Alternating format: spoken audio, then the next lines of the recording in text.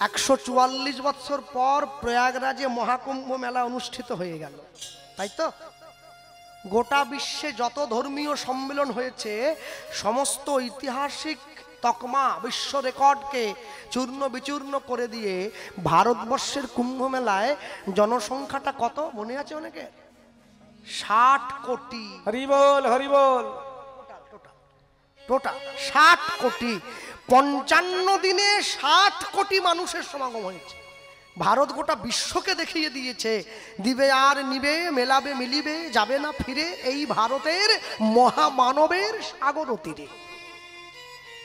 এই 60 কোটি মানুষ যে স্থানে একত্রিত হয়েছিল, মেলাটা শেষ হয়ে যাওয়ার পরে ওই মেলা প্রাঙ্গণটা পরিষ্কার করবার জন্যে 15,000 কর্মী নিয়োগ করেছিল উত্তরপ্রদেশের সরকার।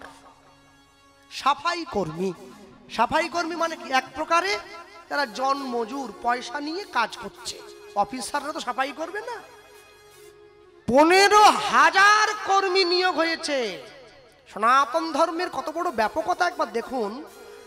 আমি সেদিন ঘটনা টিভিতে বসে আমি খবরে দেখছি, আমার চোখে জল এসে গেছে আনন্দে যে আমরা কোন মাটিতে জন্ম নিয়েছি। হ্যাঁ, 15,000 সাফাই কর্মী, মেথর, লেবার, চাকর, ছোট জাত, অস্পৃশ্য, তারা এই পুরো মেলা প্রাঙ্গণটা পরিষ্কার করে নেওয়ার পর সমগ্র উত্তরপ্রদেশের মুখ্যমন্ত্রী মাননীয় যোগী আদিত্যনাথজি এই 15,000 সাফাই কর্মীকে একসঙ্গে লাইন দিয়ে বসিয়ে তিনি সকলার সঙ্গে বসে পাতা পেতে অযোধ্যা থেকে রামচন্দ্রের প্রসাদ এনে প্রসাদ গ্রহণ করছেন। এটাই সনাতন ধর্ম, এটাই গৌর প্রেমানন্দ। হরিবল হরিবল।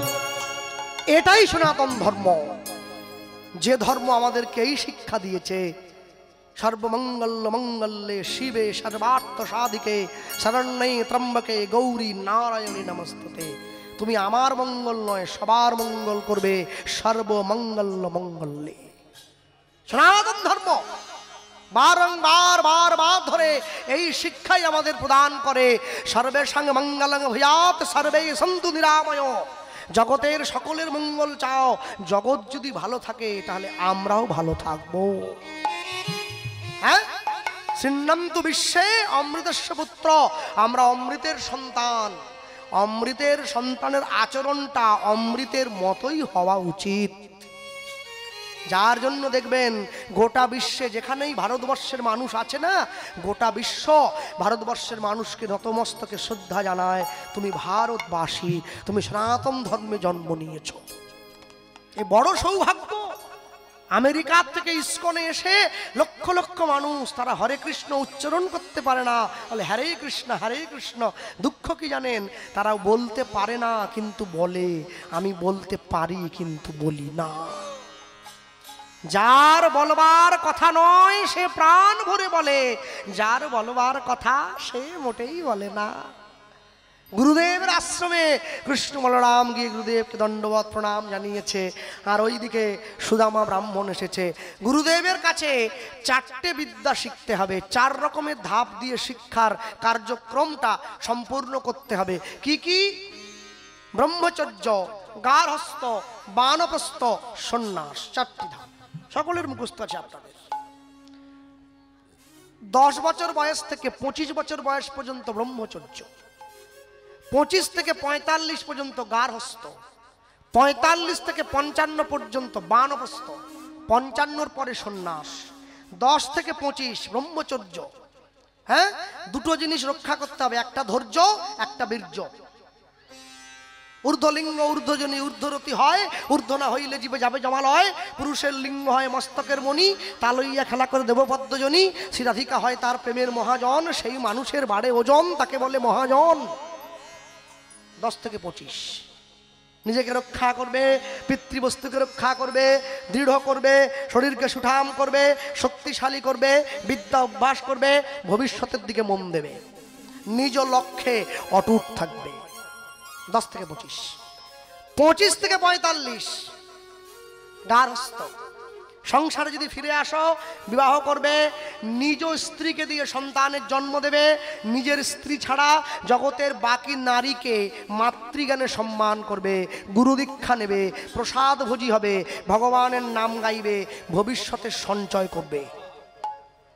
25 থেকে 45 গারস্থ, 45 থেকে 55 বানপ্রস্থ। নখ বড় রাখবে, চুল বড় রাখবে, জল ছেঁকে খাবে, স্ত্রীর সঙ্গে বাক্যালাপ কম করবে। তোমার কন্যা যদি উপযুক্ত বয়স হয়ে যায়, নিজের মেয়ের সঙ্গে একান্তে বসে কথা বলবে না।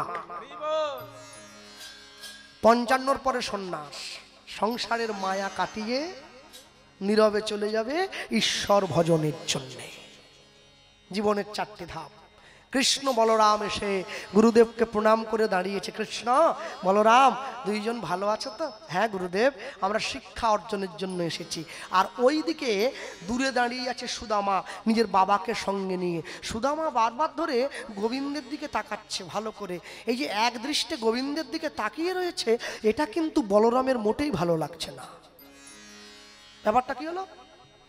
আমার ভাই তুই ডাব ডাব করে দেখছিস কেন?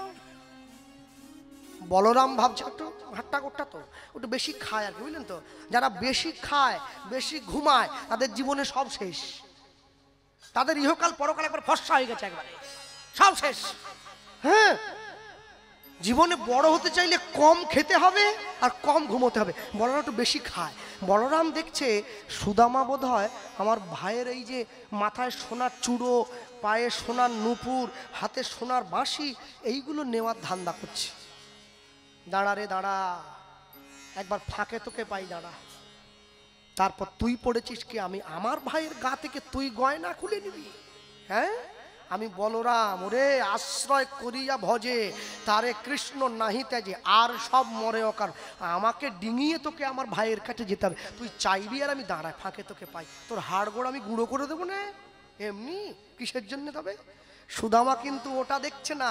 সুদামা এক দৃষ্টে তাকিয়ে নিজের বাবাকে ডাক দিয়ে বলছে, বাবা, হ্যাঁ ওই যে ছেলেটা দাঁড়িয়ে আছে গুরুদেবের পাশে, একবার তাকিয়ে দেখো ছেলেটার দিকে। কি দেখবো? দেখো দেখো না।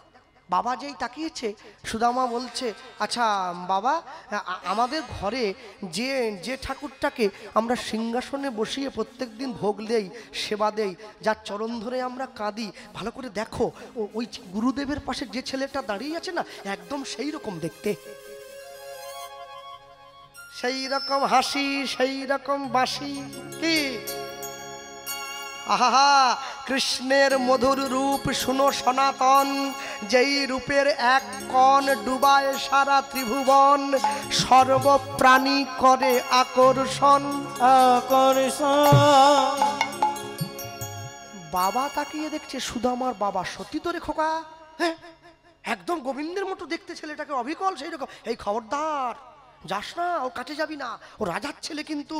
হ্যাঁ, উত্তম নিশ্চিন্তে চলে অধমের সাথে, যিনি মধ্যম তিনি চলিবেন তফাতে। কেরোসিন শিখা বলে মাটির প্রদীপে, ভাই বলে ডাকো যদি দেব গলা টিপে, হেনকালে গগনেতে উঠিলেন চাঁদা, কেরোসিন শিখা বলে এসো মোর দাদা। সমানে সমানে বন্ধুত্ব হয় খোকা। তুমি তো, আমরা তো গরিব, গরিব হয়ে কোনোদিন বড় লোকের সঙ্গে বন্ধুত্ব করতে নেই।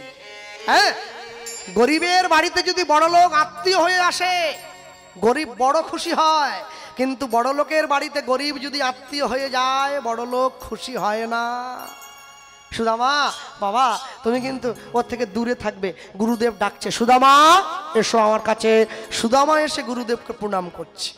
সুদামার প্রণামের ভঙ্গিটা কিন্তু আলাদা। কৃষ্ণ বলরাম প্রণাম করেছে আঁঠুগাড়া দিয়ে, পঞ্চাঙ্গ প্রণাম করে উঠে দাঁড়িয়েছে। আর সুদামা গুরুদেবকে প্রণাম করবার আগে মাথা নিচু করে দাঁড়িয়ে গুরুদেবের সামনে বলছে, জয় জয় শ্রী গুরু, গুরু আমার প্রেম কল্প তরু। লুধ্বনি জয় জয় শ্রী গুরু, গুরু আমার প্রেম কল্প তরু। জয় জয় শ্রী গুরু, গুরু আমার প্রেম কল্প তরু। জয় জয় শ্রী গুরু, গুরু আমার প্রেম কল্প তরু বড় অদ্ভুত অদ্ভুত যাক পরকাশ বড় অদ্ভুত যাক পরকাশ বড় অদ্ভুত যাক পরকাশ আমার হিয়া জ্ঞানো ও গতিমির বড় জ্ঞান আমার গিয়া রে আনো তিমির বার কেন আকাশে চাঁদ উঠলে আকাশে সূর্য উঠলে বাইরের অন্ধকার দূরে যায় সূর্যের প্রকাশ হলে, কিন্তু মনের অন্ধকার দূরে যায় না। আমার গুরুদেবের করুণারূপী চন্দ্রের কিরণে আমার মনের অন্ধকার দূরে গেল। গুরুদেব সূর্য নয়, সূর্য নয়, গুরুদেব চন্দ্র, জ্ঞান সুচন্দ্র। সূর্য নয় কেন? ওতে তাপ আছে, চন্দ্রে তাপ নেই। বাজিয়ে রাখো, হ্যাঁ। ওতে তাপ নেই, কোমল আলো, প্রেমের আলোয় তাপ থাকে নাকি? জ্ঞান সুচন্দ্র কিরণে করুণা বিদায় গৌর হরি বল। রনে করুণা আমার অজ্ঞান আধার দূর করেছে, দূর করেছে। ওগো প্রেমের বাতি, ওগো কৃষ্ণ রূপী জ্ঞানের আলো জ্বালায় দিয়ে দূর করেছে। আমি নিলাম নিলাম স্মরণ নিলাম, অজ্ঞানাধার দূর করেছে। আমার পরম দয়াল গুরুদেবের চরণ তলে অজ্ঞানাধার দূর করেছে। আমায় চরণ তলে আশ্রয় দিও, অজ্ঞানাধার দূর করেছে। যেন চরণ ছাড়া না হই কভু। অজ্ঞানাধার দূর করেছে। অজ্ঞানাধার করে অজ্ঞানাধার দূর করেছে। অজ্ঞানাধার দূর করেছে। জ্ঞানে সুচন্দ্র কি রনে করুণার, জ্ঞান সুচন্দ্র কি রনে করুণা। গুরু ব্রহ্মা গুরু বিষ্ণু গুরু বিষ্ণু গুরুদেব মহেশ্বর মহেশ্বর গুরুরেব পরমো ব্রহ্ম পরম ব্রহ্ম তস্मै শ্রী গুরবে নমঃ। তস্मै শ্রী গুরবে নমঃ নমঃ গুরবে নমঃ নমঃ। গুরুদেবের সঙ্গে ব্রহ্মা বিষ্ণু মহাদেবের সম্পর্ক কি? গুরু ব্রহ্মা গুরু বিষ্ণু গুরুদেব মহেশ্বর। গুরু ব্রহ্মা, ব্রহ্মার কাজ কি? সৃষ্টি করা। গুরুদেব আমার অন্তরে প্রেমের সৃষ্টি করছেন, কৃষ্ণ প্রেম। গুরু বিষ্ণু, বিষ্ণুর কাজ কি? পালন করা, যাতে সেই কৃষ্ণ প্রেম আমি হৃদয়ে ধরে রাখতে পারি। গুরুদেব সেই শিক্ষা আমায় দিচ্ছেন। গুরুদেব মহেশ্বর, মহাদেবের কাজ কি? ধ্বংস করা। আমার অন্তরে তো অবিদ্যা আছে, অভিমান আছে, অহংকার আছে, গুরুদেব সেগুলির বিনাশ করছেন। কৃষ্ণ প্রেমের বৃক্ষটা সুন্দরভাবে অন্তরে প্রস্ফুটিত হচ্ছে। হ্যাঁ, আম গাছে আর চন্দন গাছে দেখো ভাই কিছু প্রভেদ আছে। একই মাটিতে জন্ম বটে, কর্ম কিন্তু দুরকম। কি? যারা গোবিন্দের অঙ্গে এই অক্ষয় তৃতীয়ার সময় গোপীচন্দন অনেকে লেপন করে মায়েরা। বৃন্দাবন থেকে গোপীচন্দন কিনে নিয়ে আসে। গোপীচন্দনের মাহাত্ম্য, বৃন্দাবনবাসী যারা ব্রজবাসী তারা কিন্তু বৃন্দাবন থেকে ওই মাটির ঢালা গোপীচন্দন কিনে নিয়ে গিয়ে গোবিন্দের অঙ্গে লেপন করে না। গোপীচন্দন কোনটা বলে জানেন? দেখবেন অনেক তুলসী গাছ আছে মোটা হয়ে শুকনো হয়ে একসময় প্রাপ্তি হয়ে যায়। আমি মরে যাই তো বলতে পারি না, প্রাপ্তি হয়ে যায়। তুলসী গাছটা প্রাপ্তি হয়ে যাওয়ার পরে ওই গাছটার গোড়ায় জল দিয়ে শিকড় সমেত গাছটাকে তুলে নিতে হয়। তুলে নিয়ে ওই শিকড়ের দিকটাকে কেটে বাদ দিয়ে মাঝখানের যে মোটা কাণ্ড অংশটা, যতটুকুই মোটা হোক, ওইটাকে একটু অগুরু দিয়ে একটু জল দিয়ে চন্দন পিড়ার উপরে ঘষা দিলে যে চন্দন নির্গত হয় ওটাকে গোপীচন্দন বলে। গোবিন্দের অঙ্গে লেপন করা হয়। গোপীচন্দন কোনো মাটির ঢেলা বা কোনো এমনি জায়গা থেকে বানিয়ে আনা চন্দন নয়। হ্যাঁ, বৃন্দাবনের সঙ্গে আমাদের সম্পর্ক খুব নিবিড়। বৃন্দাবনে আমার মায়ের, গুরুদেবের এবং আমাদের ছোট একটা কুঠিয়া আছে, আমাদের যাওয়া আসা আছে ব্রজধাম। সেই জন্য বৃন্দাবনের সঙ্গে সম্পর্ক আমাদের নিবিড়। আমরা ঘুরে ঘুরে ব্রজবাসীদের কাছ থেকে জেনেছি গোপীচন্দন কোনটাকে বলে। আর ব্রজবাসীদের যে কৃষ্ণ সেবা, ব্রজবাসীদের যে কৃষ্ণ প্রীতি, তার এক শিখিও আমরা করতে পারবো না, এক ভাগও আমাদের নেই। কেন? ওরা আমাদের মতো মন্ত্রও জানে না, আমাদের মতো করে ভগবানের নামও বলতে জানে না, কিন্তু ওরা ভগবানকে ভালোবাসে একদম 16 আনা দিয়ে। যদি বলেন কথাটা বাংলায় বললেই হবে, বোঝা যায় এই জগতে কোনো নারী যদি কোনো পুরুষকে হাতের মুঠোতে রাখতে চায়, মানে মোট কথা কোনো মেয়ে যদি কোনো ছেলেকে হাতে রাখতে চায়, নিজের দেহের 2 থেকে 3টে ইন্দ্রিয় ব্যবহার করলেই হাতের মুঠোয় রাখা যায়।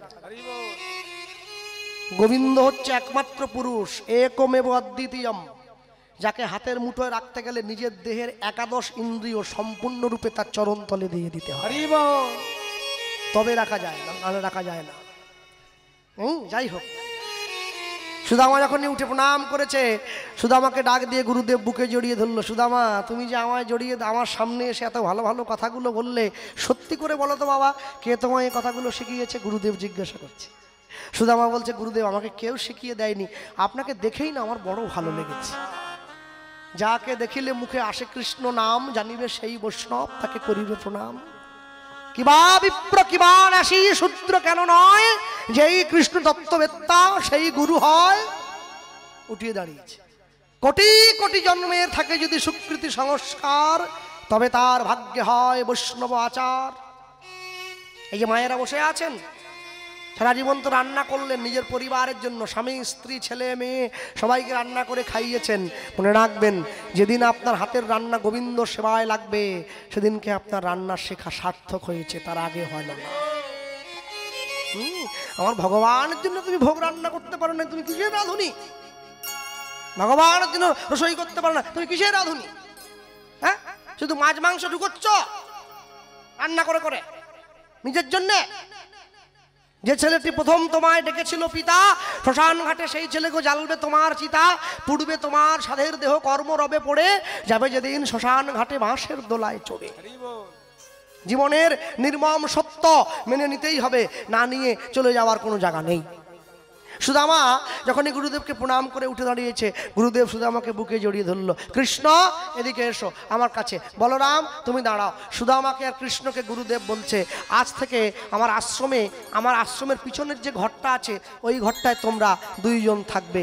গুরুদেব সন্দীপুনি মুনি কৃষ্ণ আর সুদামাকে যে ঘরটায় থাকার জন্য ব্যবস্থা করছেন, সেই ঘরটা সন্দীপুনি মুনির ঘরের থেকে 108 পা দূরে অবস্থিত। 108 পা। কেন? যারা নাম মালিকায় মালার সাধন করছেন, কটা কাঠি আছে? 108। শূন্য হচ্ছে পরম ব্রহ্ম, যোগ সংখ্যা, শূন্যটা উঠিয়ে দিলে 18 যোগ সংখ্যা, তাই তো? তাহলে গুরুদেবকে আশ্রয়, কৃষ্ণকে বিষয়, সুদামাকে মধ্যস্থ আশ্রয় করিয়া ভজে তারে কৃষ্ণ, নাহিতে যে আর সবে মরে অকারণ। কোন ভাগ্যে কোন জীবের শ্রদ্ধা যদি হয়, তবে তো সেই জীব সাধু সঙ্গ করে। সাধু সঙ্গ হইতে হয় শ্রবণ কীর্তন, শ্রবণ হইতে হইল সর্ব অনর্থ বিবর্তন। অনর্থ লয় হইলে ভক্তি অতি নিষ্ঠা হয়, নিষ্ঠা ভক্তি হইতে শ্রবণার্ধে রুচি উপজয়, সেই রুচি হইতে হয় আসক্তি প্রচুর, আসক্তি প্রচুর, আসক্তি হইলে চিত্তে জন্মে রতির অঙ্কুর, তিরঙ্কুর, সেই রতি গাঢ় হইলে ধরে প্রেম নাম, প্রেম নাম, সেই প্রেম প্রয়োজনে সর্বানন্দ ধাম, সর্বানন্দ ধাম, সর্বানন্দ ধাম। সর্বানন্দ ধাম। ভালোবাসা, ভালোবাসো শুধুই তাকে, ভালোবাসায় ভালোবাসা দিয়া বেঁধে যে রাখে। এই কথা টোটোওয়ালা, ট্যাক্সিওয়ালা টোটোর আগের দিকে লিখে রেখেছে। ভালোবাসা, ভালোবাসো শুধুই তাকে, ভালোবাসায় ভালোবাসা দিয়া বেঁধে যে রাখে। আমি জিজ্ঞাসা করেছিলাম, ভাই তুমি যে লিখেছো এর মানে জানো? বলি না দাদা। তা লিখেছো কেন? তুমি যে কথার মানে জানো না সেই কথা লিখেছো কি জন্যে?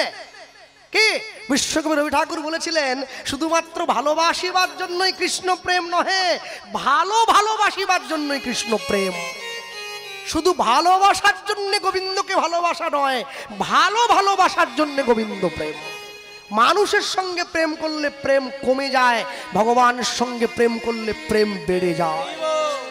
ভালোবাসার জন্য ভগবানকে ভালোবাসা, ভালোবাসার জন্য ভগবানকে ভালোবাসা। হ্যাঁ, আর বাংলার সাহিত্য সম্রাট বঙ্কিমচন্দ্র চট্টোপাধ্যায় তিনি কি লিখছেন? প্রভু আমি তোমার সঙ্গে প্রেম করব না, আমি তোমায় ভালোবাসবো। কেন জানো?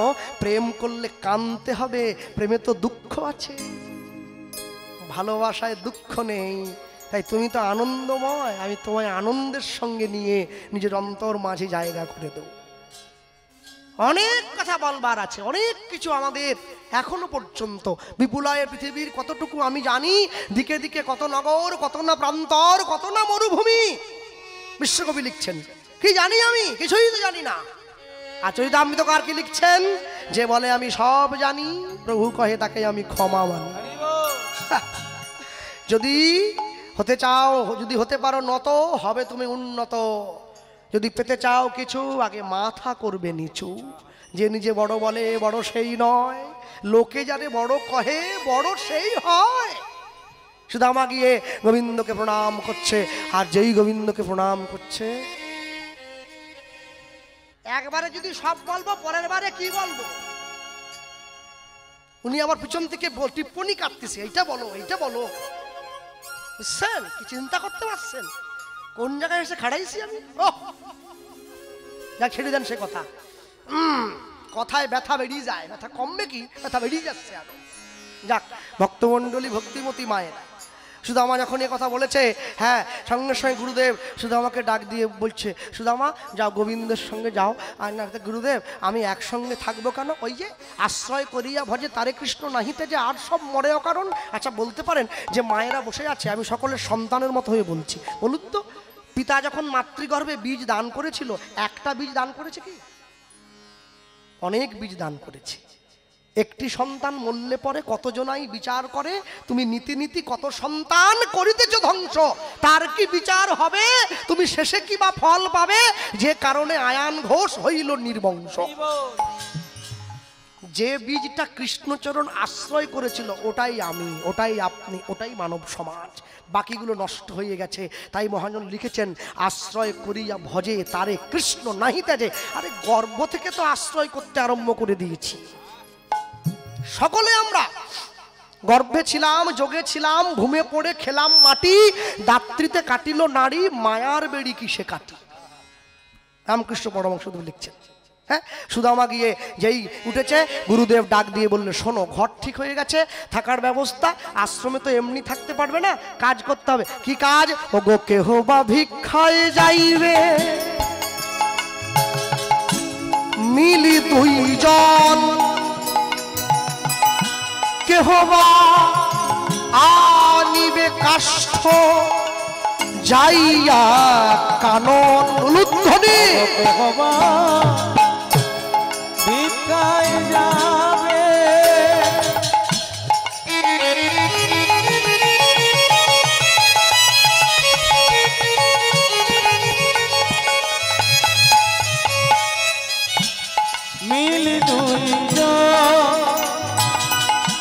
কে হবায়ানিবে কাষ্ট যাইয়া কালো কেহ বা ভিক্ষা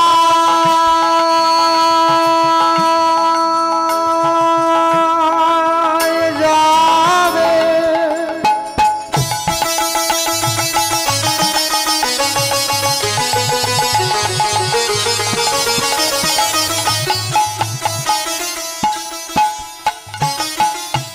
মিলি দুইজন কেহ বা আনিবে কাষ্ঠ যাইয়া কানন ওগো কে হবা ভিক্ষায় যাবে মিলি দুইজন কে হবা আনিবে কাষ্ট যাইয়া কালো গুরু ডাকি বলিলেন বিপ্র সুদামারে ওগো গুরু ডাকি বলিলে বিপ্র সুদামারে আমি শুরুতে বলছিলাম সুদামা ব্রাহ্মণ বাড়ির ছেলে, তা গুরুদেব সুদামাকে বিপ্র বলছে কেন? আহা, সুদামা ব্রাহ্মণ বাড়ির ছেলে, এখনো সুদামা ব্রাহ্মণ হয়নি। জন্ম না জায়তে শূদ্র সংস্কার দ্বিজচ্যতে বেদ পাঠতে ভবেদ বিপ্র ব্রহ্ম জানতি সুব্রাহ্মণ। সুদামা সবেমাত্র বেদ পড়তে এসেছে, এখন বিপ্র আছে, ব্রাহ্মণ পরে হবে। তাই মহাজন লিখত নিখুঁত কলম প্রয়োগ করেছে, এতটুকু ভুল ধরার জায়গা নেই। গুরু ডাকি বলিলেন বিপ্র সুদামারে ওগো গুরু ডাকি বলিলে বিপ্র সুদামারে কৃষ্ণ সহ যাও সুদামা কাষ্ঠ আনিবারে। ওগো কৃষ্ণ সহ যাও সুদামা কাষ্ঠ আনিবারে। আচ্ছা, বলরামের মধ্যে হাট্টা গুট্টা ছেলে থাকতে কাছে কৃষ্ণের সঙ্গে সুদামাকে পাঠাচ্ছে কেন গুরুদেব? এত বোকা গুরুদেব? আমরা বোকা, গুরুদেব বোকা না। বলি নাম নামির মিলন হবে, নামে মিলন হবে, নাম নামির মিলন হবে, নাম নামে মিলন হবে। ও সুদামা আজ গোবিন্দ পাইবে, নাম নামের মিলন হবে। বলি বহুদিনের আশা পূরণ হইবে, নাম নামের মিলন হবে। বলি ভক্ত আজ গোবিন্দ পাইবে। হরি হরি মিলন হবে, ভক্ত আজ গোবিন্দ ভাই। নাম নামের মিলন হবে, নাম নামে মিলন হবে। অব কৃষ্ণ সহ যাও সুদামা কষ্ট অনিবারে।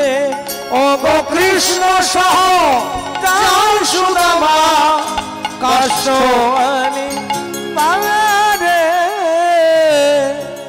হ্যাঁ, গুরুদেব সুদামাকে ডাক দিয়ে বলছে, সুদামা তুমি কৃষ্ণের সঙ্গে চলে যাও কাঠ আনার জন্য। বলরাম যাও ভিক্ষে করে নিয়ে নগরে নগরে যাও। সুদামাকে সঙ্গে নিয়ে কৃষ্ণ ঘন জঙ্গলের মধ্যে দিয়ে হাঁটতে হাঁটতে চলে যাচ্ছে। কারো মুখে কোনো কথা নেই, না আছে ভক্তের মুখে, না আছে ভগবানের মুখে। কি বীজের মধ্যে বৃক্ষ আছে, কবু না যায় দেখা, নামের মধ্যে নামই আছে হৃদয় পটে আঁকা। কেউ কোনো কথা বলছে না। কিছু দূর এগিয়ে যাওয়ার পরে এবারে ভগবান নিজেই মুখ ফুটে কথা বললেন। আচ্ছা, কি নাম জানো তোমার ভাই? ভগবান জিজ্ঞাসা করছে। সুদামা বলছে, আগে আগে আমার নাম সুদামা। বাহ! যেই বলেছে আমার নাম সুদামা, অমনি সঙ্গে সঙ্গে ভগবানকে সুদামা জিজ্ঞাসা করছে, আচ্ছা তোমার নাম কি? আমার তো অনেক নাম।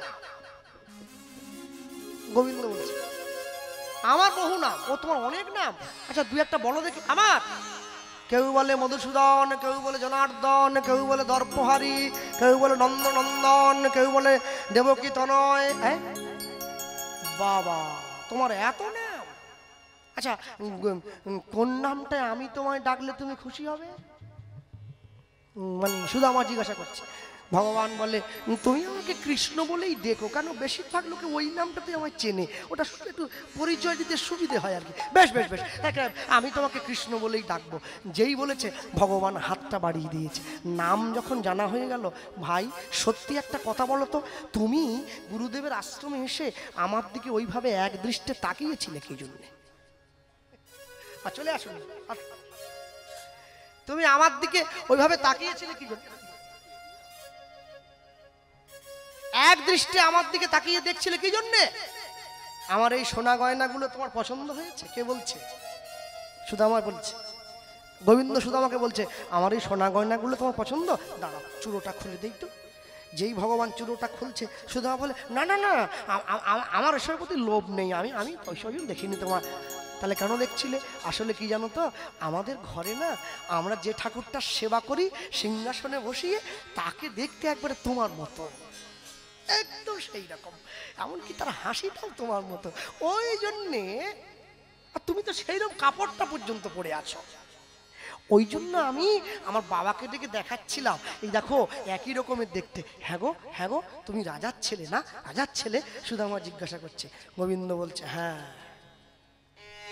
আমার অনেক সম্পদ, আমি রাজা, রাজপুত্র। তাহলে তাহলে তোমার বাড়িতে অনেক ভালো ভালো খাওয়া দাওয়া আছে, বলো বলো। হ্যাঁ, ভগবান বলছে হ্যাঁ অনেক খাওয়া। তাহলে দাস দাসী নিশ্চয় অনেক আছে? হ্যাঁ, থাকবে না? কত দাস দাসী, কত সেবক, গোটা জগতই তো আমার দাস দাসীতে ভর্তি। ভগবান বলে, সুদামা বলছে গোটা জগতে তোমার দাস দাস? হ্যাঁ। বা, তোমার তাহলে ক্ষমতা আছে বলতে হয়, ক্ষমতা আছে। গোবিন্দ হাতটা বাড়িয়ে বলছে আমার যদি এত ক্ষমতা, আমি তোমায় বললাম, তাহলে আমার বন্ধু হবে নাকি? আমার বন্ধু হলে কিন্তু তোমারও ক্ষমতা হবে। না না না, আমার বাবা না বলেছে, হবে না। তুমি তো রাজার ছেলে, আমি তো গরিব, আমি গরিব হয়ে রাজার সঙ্গে বন্ধুত্ব করতে পারবো না। কেন জানো বন্ধু? আমি বন্ধুত্বটা টিকিয়ে রাখতে পারবো না। কারণ তুমি যদি আমাকে 10 দিন কিছু ভালো মন্দ এনে খাওয়াও, আমারও তো দায় পড়ে তোমাকে একদিন খাওয়াতে। আমি নিজেই খেতে পাই না, তোমায় কি দেবো?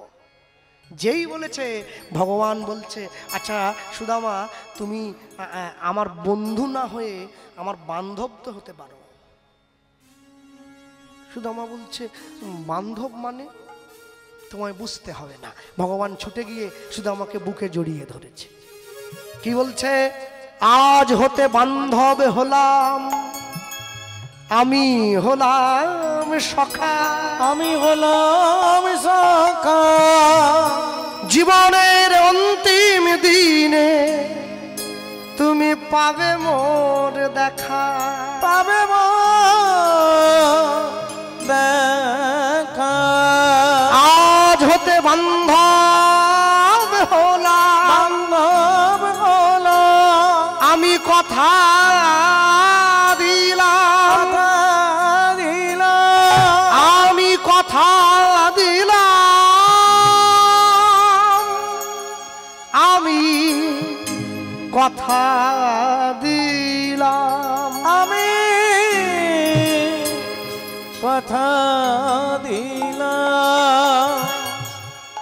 সুদামা বলছে দেখো, হ্যাঁ, জীবনের শেষ দিনে যদি তোমার মতো রাজার ছেলের দেখা আমি পাই, আহা, তাহলে আমার সংসারে যা অভাব টভাব আছে তোমায় বলে যাব, তুমি সব পূরণ করে দিও। ভগবান মনে মনে ভাবছে এমনিই পূরণ করে দেবো, তোকে এত ভাবতে হবে না, অত ভাবার দরকার নেই।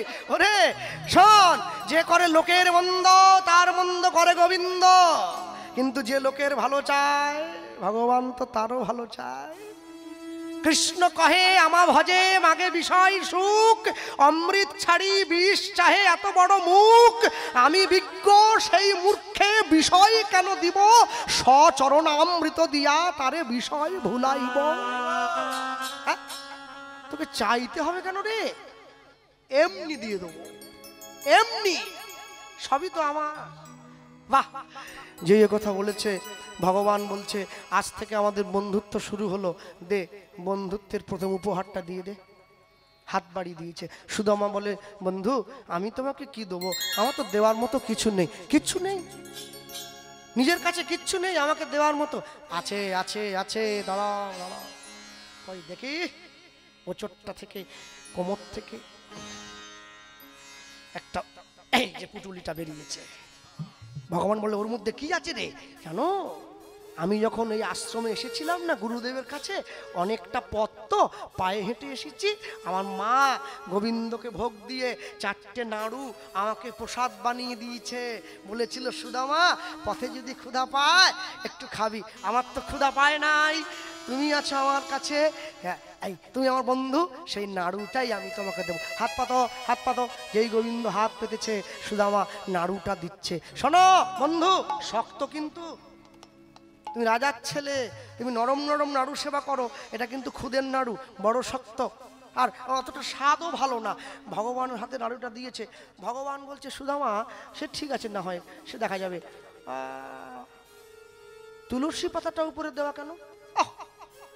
তোমার কিছুই তুমি জানো না, ভগবানের সেবা হয়েছে না, সেবা দিতে গেলে তুলসী পত্র না দিলে সেবা হয়?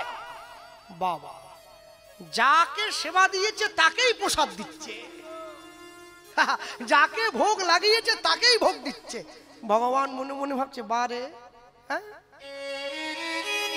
এই ভালোবাসা না হলে কি আমায় পাওয়া যায় নাকি? কত সরল ভাবে দিচ্ছে।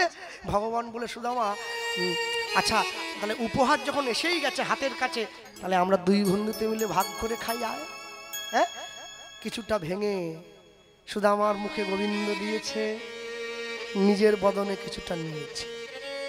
ভক্তের দ্রব্য প্রভু আমার কেড়ে কেড়ে খায়, অভক্তের দ্রব্য প্রভু আমার ফিরিয়ে আনা চায়। কে? সুদামা বড্ড জল পিপাসা পেয়েছে রে, একটু জল এনে দিবি? যা একটু জল এনে দে। সুদামা নদীতে গিয়ে নদীর মধ্যে হাতটা ডুবিয়ে বন্ধুর জন্য জল নিয়ে যাচ্ছে। যেই হাতটা ডুবিয়ে জলটা তুলে পাড়ের দিকে ঘুরতে যাচ্ছে, দেখছে হাতের তলা দিয়ে জলটা পড়ে যাচ্ছে। ওহ, তাহলে গোবিন্দ কত দূরে বসে আছে, আমার বন্ধু কি করে জলটা নেব? এই যে কাঁধে উত্তরই ওটা আছে, এইটা বরং নদীর জলে ডুবিয়ে নিই। এইটা জল নিলে অনেকক্ষণ জলটা থাকবে, এইটা নিয়ে গিয়ে বন্ধুর মুখের সামনে ধরবো, বন্ধু জল সেবা করবে। কে? নামের মধ্যে নামই আছে না, নামাবলিতে নাম লেখা আছে, কৃষ্ণ নাম। যেই সুদামা নামাবলিটা নদীর জলে ডুবিয়েছে, নামে যেই জল লেগেছে, গোবিন্দের পিপাসা দূরে চলে গেল, গোবিন্দের পিপাসা মিটে গিয়েছে। সুদামা যেই নামাবলিটা নদীর জলে ডুবিয়ে পিছন ঘুরে তাকিয়ে উঠে আসতে যাচ্ছে, দেখছে কি সামনে একটা হিংস্র বাঘ দাঁড়িয়ে আছে। কি বাঘটা 1 পা 2 পা করে সুদামার দিকে এগিয়ে আসছে। সুদামা হাত জোড়ো করে বাঘটার সামনে গিয়ে দাঁড়িয়ে বলে শোনো, আমি জানি তুমি বড় ক্ষুধার্ত, কিন্তু বিশ্বাস করো আমার বন্ধু বসে আছে গাছের তলায়, পিপাসায় বড় ক্লান্ত আমার বন্ধু, আমি একটিবার তাকে জলটা সেবা করিয়ে আসি, তারপরে আমি তোমার কাছে আসব, তুমি আনন্দের সঙ্গে আমায় ভক্ষণ করে নিও, আমার কোনো কষ্ট থাকবে না।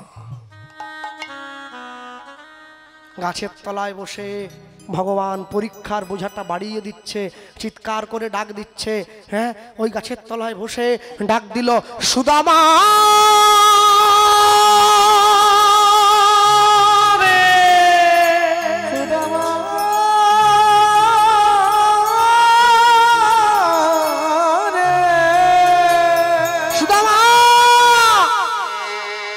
জল দে ভাই। দেখো দেখো দেখো দেখো, বাঘটার সামনে গিয়ে সুদামা বলছে দেখো আমার বন্ধু আমায় ডাকছে, একটু জল জন্য ডাকছে। হ্যাঁ, গোবিন্দ আমাদের সবাইকে ডাকছে। সুদামাকে একা কেন ডাকবে? আমাদের সবাইকে ডাকছে। এই দুটো কান বন্ধ হয়ে আছে, গোবিন্দের ডাক কর্ণমূল পর্যন্ত আসে না। দুটো কান, একটা ব্যবহার করি নিজের প্রশংসা শুনবার জন্যে, আরেকটা ব্যবহার করি পরনিন্দা শুনবার জন্যে। কখনো গোবিন্দের ডাক শোনার জন্যে কান ব্যবহার হয় না। তাই গোবিন্দের ডাক শুনতে পাওয়া যায় না। হিংস্র বাঘ সে পর্যন্ত স্তম্ভিত হয়ে গিয়েছে সুদামার কৃষ্ণ প্রেম দেখে। নিজের জীবন পরিত্যাগ করে, নিজের জীবন ত্যাগ করে যে গোবিন্দকে জল সেবা করাবার জন্য ব্যস্ত হয়ে পড়ে, সেই তো ভালোবাসার পাত্র। সুদামার ভালোবাসায় বাঘ চলে গিয়েছে ফিরে। বাঘ তো আসেনি, ভগবান মায়াকে পাঠিয়েছে পরীক্ষা করার। একবার দেখি কেমন ভালোবাসে আমার। যদি নয়ন মুদে থাকি, অন্তরে গোবিন্দ দেখি, নয়ন মেলিয়া দেখি শ্যাম। কেমন ভালোবাসো তুমি আমার। ছুটে গিয়েছে আর ওই জলের পাত্রটা নিয়ে গিয়ে গোবিন্দের সম্মুখে দাঁড়িয়ে সুদামা গোবিন্দকে সখা এই নে এই নে হাঁকর হাঁকর। গোবিন্দ হাঁ করছে, উত্তরীয় জল গোবিন্দের বদনে পড়ে। ভগবান সেবা করেছে। সুদামা চল কাঠটা ভেঙে নে। খবরদার, বন্ধু বলে ডেকেছিস যখন, কাঠ তো তুই ভাঙতে পারবি না। কেন? তুই রাজার ছেলে না? জীবনে কোনোদিন কাঠ ভেঙেছিস? ওরে কত কষ্ট হয় জানিস? কত কষ্ট হয় তুই জানিস? আমি ভাঙব, তুই বস। দুটো বোঝা করব, একটা তোর একটা আমার। একটা মাথায় নেব, একটা হাতে নেব। গুরুদেবের আশ্রমের কাছে গিয়ে একটা তোর মাথায় তুলে দেবো। তুই গুরুদেবকে বলবি তোরটা তুই বয়ে আনলি। সুদামা, মানুষ কর্ম না করেই ফল পেতে চায়, তুই কর্ম করেও ফল নিবি না। কর্ম যদি ভালো হয় ভাগ্য হয় দাসী, হৃদয় যদি ভালো হয় ঘরেই মথুরা কাশী। সুদামার কর্মই সুদামাকে ভালো ফলের দিকে এগিয়ে নিয়ে যায়। সুদামা আস্তে আস্তে করে বনে গিয়ে কাঠের টুকরোগুলো ভেঙে দুটো বোঝা বেঁধে এইবারে আগে এসে দাঁড়িয়েছে। চল চল। যেই গোবিন্দ আগের দিকে যা, এই দাঁড়া, আগের দিকে যাচ্ছিস কেন? পিছনে আয়। ভগবান বলে আমি পিছনে থাকবো? হ্যাঁ, তুই রাজার ছেলে না? পথে যদি কাঁটা থাকে আগে আমার পায়ে ফুটবে, তোর যেন না ফোটে, তোর যেন না ফোটে। হ্যাঁ, আয় আয় আয় আয় কৃষ্ণ আয়। আমি যেখানে যেখানে পা ফেলবো আমার আমার আমার আমার পায়ের ছাপে ছাপে পা ফেলবি। ওরে মনে রাখিস। আর শোন, জঙ্গলে যদি নিজেকে ভয় লাগে আমার সঙ্গে ভগবানের নাম নিবি। ভগবানকেই ভগবানের নাম নিতে বলছে। কি ভালোবাসা। সুদামা আগের দিকে যায়, গোবিন্দ পাছে পাছে যায়। সুদামার চরণধুলি গোবিন্দের অঙ্গে ভরে যাচ্ছে। ভগবান মনে মনে ভাবে আমি সারা জীবন ভগবান হয়ে চরণধুলি দিয়ে গেছি, চরণধুলি নেওয়ার যে কত সুখ আজ আমি পাচ্ছি। হ্যাঁ, ভক্ত মোরে খাওয়াইলে তবে আমি খাই, ভক্ত মোরে না দিলে মই উপবাসে যাই। ভক্ত মোর মাতা পিতা, ভক্ত মোর গুরু, ভক্ত ভালোবেসে আমায় ডাকে বাঞ্ছা কল্পতরু। সুদামা আগে যায়, গোবিন্দ পাছে পাছে। সুদামা বলতে বলতে যায় কৃষ্ণ নামের মালা গেথে, কৃষ্ণ নামের মালা গেথে। বল আমার সঙ্গে বল, কৃষ্ণ নামের মালা গেথে, কৃষ্ণ নামের মালা গেথে। গলায় পরে না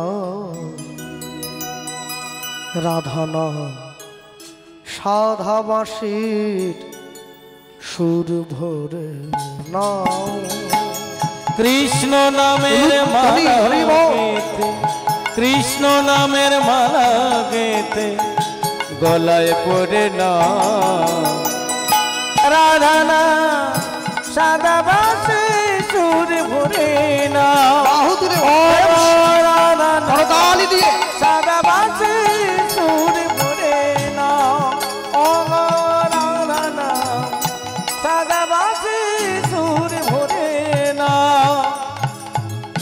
কৃষ্ণ নামের মালা গেথে, কৃষ্ণ নামের মালা গেথে। না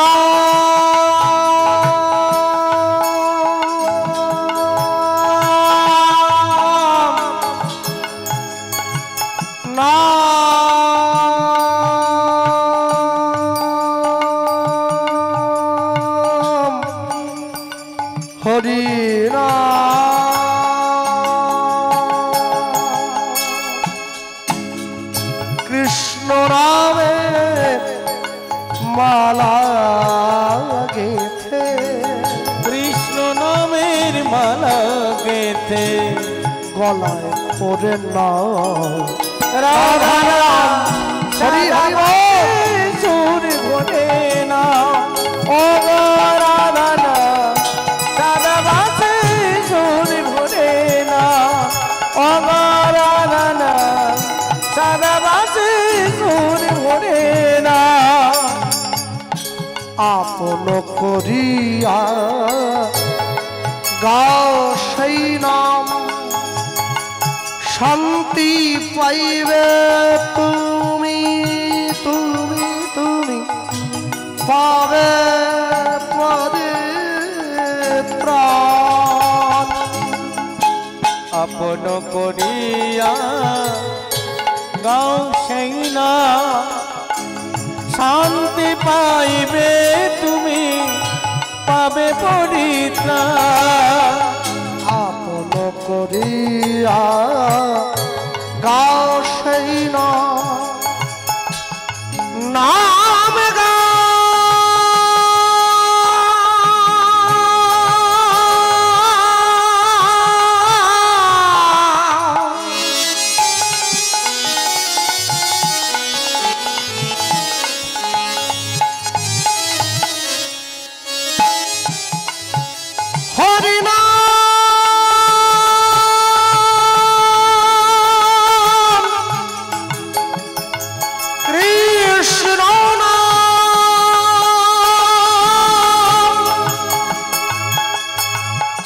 গাহনা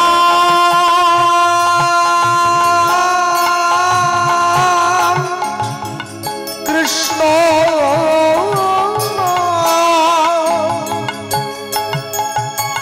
গাহ গাহ গাহ না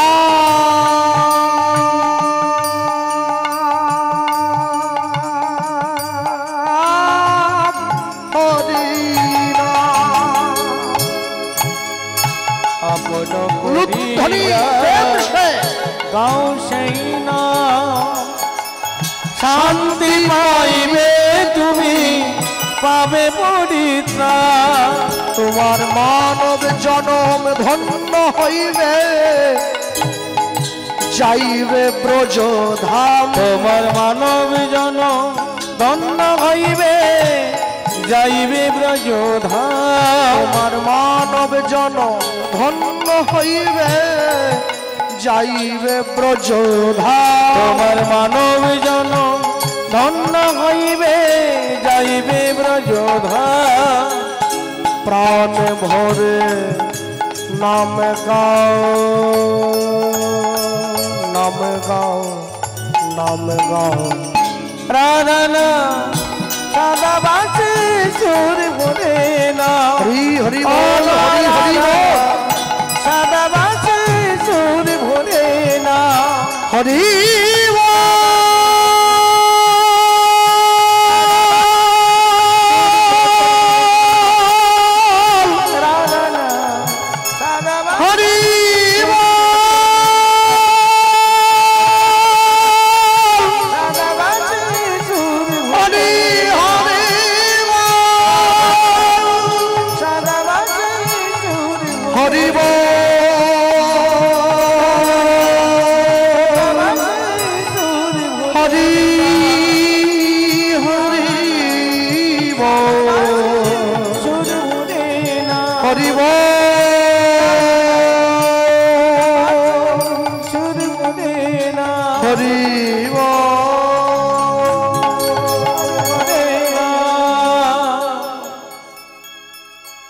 সুদামাকে সঙ্গে করে গোবিন্দ গুরুদেবের আশ্রমে ফিরে এসেছে। একই সুদামা কৃষ্ণ এত বেলা হয়ে গেল তোমাদের কোথায় ছিলে বাবা? গুরুদেব অনেক জঙ্গলের ভিতরে ঢুকতে হয়েছিল, কাঠ ভাঙতে বড় কষ্ট। যাও যাও যাও যাও, আমি জানি বাবা, ওই জন্য পাঠিয়েছি। যাও রান্নাঘরে যাও, গোবিন্দের প্রসাদ ঢাকা দেওয়া আছে, দুজনের সেবা করো। সুদামা তো আর জানে না, আসনটা পাশাপাশি পেতে দিয়েছে। গোবিন্দের থালাটা গোবিন্দের দিকে এগিয়ে দিয়েছে, নিজের থালাটা নিজের কাছে টেনে নিয়েছে। গোবিন্দ পাশে বসে আছে। সুদামা কি করছে? কোটি কোটি জন্মে থাকে যদি সুকৃতি সংস্কার, তবে তার ভাগ্যে হয় বৈষ্ণব আচার। সুদামা হাতে প্রসাদ তুলে নিয়েছে। মহাপ্রসাদে গোবিন্দে নমো ব্রহ্মণে বৈষ্ণবে স্বল্প পুণ্য বতাং রাজন বিশ্বাসো নৈব উপজায়তে শরীর অবিদ্যা জাল জড়েন্দ্রিয়তায় কাল জীবে ফেলে বিষয় সাগরে সাগরে তার মধ্যে জিহতি লোভময় সুদূর মতি, তাকে জেতা কঠিন সংসারে কঠিন সংসারে কৃষ্ণ বন দয়াময় করিবার জিহা জয় সব প্রসাদ অন্ন দিল ভাই অন্ন দিল ভাঙা সেই অন্নামৃত পাও রাধা কৃষ্ণের গুণগান প্রেমে ডাক চৈতন্য নেতা প্রেমে ডাকো প্রেমে ডাকো চৈতন্য নিতা। যেই সুদামা ভগবানকে নিবেদন করে চোখটা খুলে প্রসাদ বদনে তুলতে গেছে, দেখছে গোবিন্দ হাত কি রে তুই এখনো, হ্যাঁ আমি জানি তোর হয়তো সেবা টেবা হয়ে গেছে, তুই উঠে তুই বোঝালি কি জন্য? ভগবান বলে তুই আমার নাম বললি তো আমি বসবো না তো। একদম সংস্কার নেই, একদম শিক্ষা নেই রে, নামেই রাজার ছেলে হয়েছে রে। আহা আরে তোর নাম বলিনি, ভগবানের নাম বলেছি, যাকে নিবেদন করে প্রসাদ। ও আচ্ছা ভগবানের নাম বললি, আমি ভালো আমাকে ডাকছিস নাকি? পাশে ভগবান বসে আছে, ভগবানকে নিবেদন করছে, কি মনোভাব একবার ভাবো শুধু। গোবিন্দ বলছে বসেই যখন আছি, এতক্ষণ যখন প্রসাদ সেবাই করিনি, দে একটু মুখে দিয়ে দে। ভগবান বলছে, সুদামা বলছে হ্যাঁ সেটা অবশ্য ঠিক, রাজার ছেলে তুই তো হাতে আবার নিয়ে খাস না, বাড়িতে দাস দাসী ভর্তি, আয় কাছে বস। যেই ভগবান বসে হাঁ করেছে, সুদামা এমনি গোবিন্দের বদনে প্রসাদের দানাটা। কাম কৃষ্ণ সেবার পণে, ক্রোধ কৃষ্ণ দেশি জনে, লোভ সাধু সঙ্গে হরি কথা। যেই বদন মিলন করেছে অমনি সুদামা গোবিন্দের বদনে প্রসাদের দানাটা দেখি, আর যেই প্রসাদের দানাটা বদনে দিয়েছে, গোবিন্দ বলে জানিস তো সুদামা, এতদিন পর্যন্ত অনেক ভালো ভালো জিনিস আমি সেবা করেছি, কিন্তু আজকে প্রথম তোর হাতের এই সেবাতে আমি বড় সন্তুষ্ট।